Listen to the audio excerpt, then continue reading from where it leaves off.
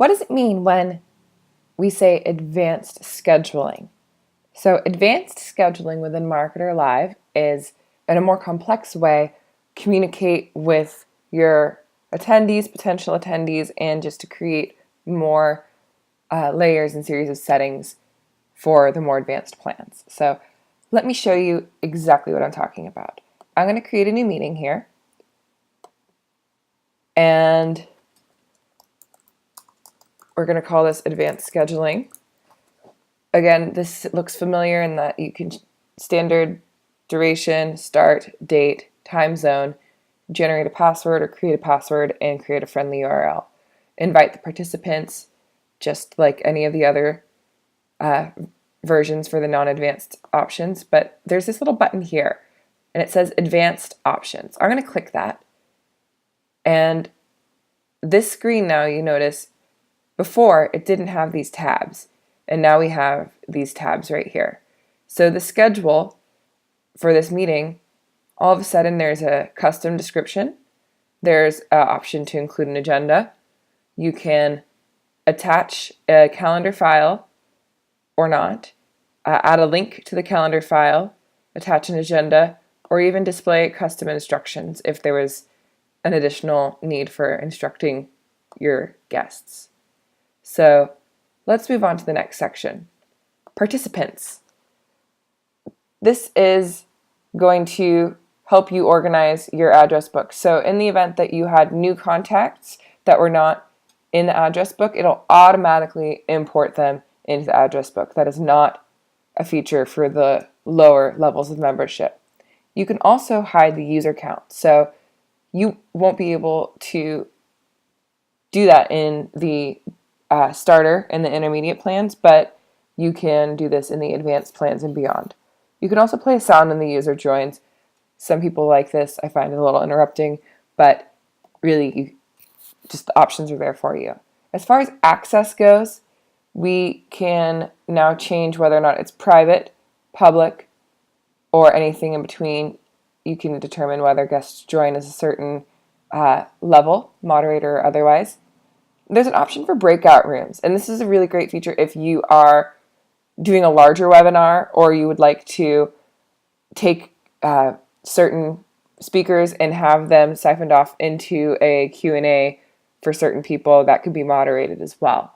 So another option that we love is the lobby. So the lobby means that you can actually let people sit in almost a holding room or a waiting room if they show up early, and that's customizable so that you can have your branding, you can put music in it, some images, a little description about what's about to happen so that you don't lose people who might have showed up a few minutes early and then got distracted.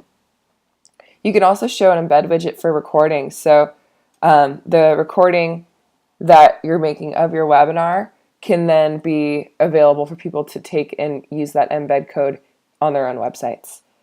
You can also customize the options that are available in this session. So for you or for the moderators, if you would not like to have people be able to record, change that. If you would not like to have screen sharing, change that, and so on and so forth.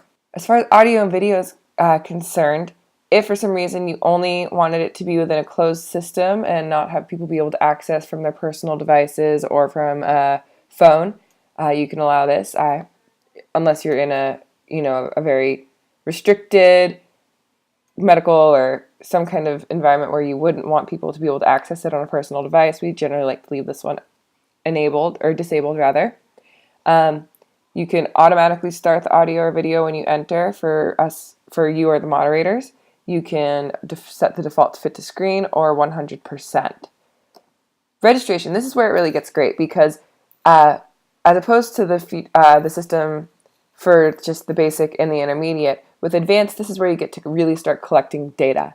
So registration, if you were to allow registration, you can create required fields or non-required fields, but you can require registration. So that means that if someone shows up, you have their information, and then this information can become part of your contact list. So that's something that is missed in a lot of webinars where people pop in, pop out, and you don't even know who is there.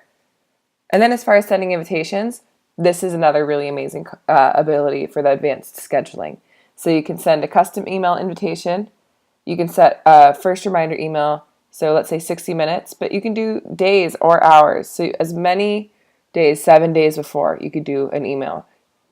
Change the content, but it does come with these tagged templates ready to go. So it'll give you the time, the date, and everything else. Some just tips for everyone who's joining, not to share the link, etc., etc. Attach files. Send a copy to yourself. You can do a second reminder, similar format, but at a different timing. And then you can send a follow-up email, create a follow-up email, and you can send a follow-up email to the absentees, so people who didn't make it get a different email, which I think is really great. You can customize your email header and footer so that it is on topic and on brand. Let's go back up to the top here.